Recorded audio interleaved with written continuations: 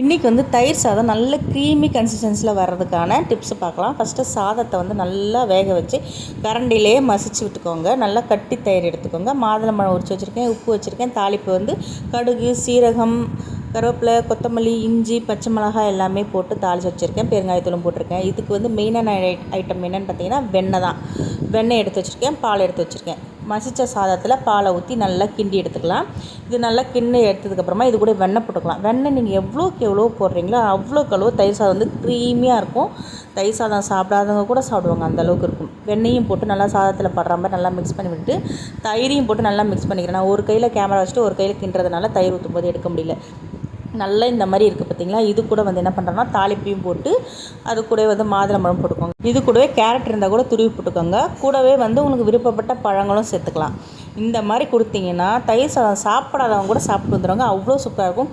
பெருமாள் கோவிலில் கொடுக்குற தயிர் சாதம் மாதிரியே இருக்கும்.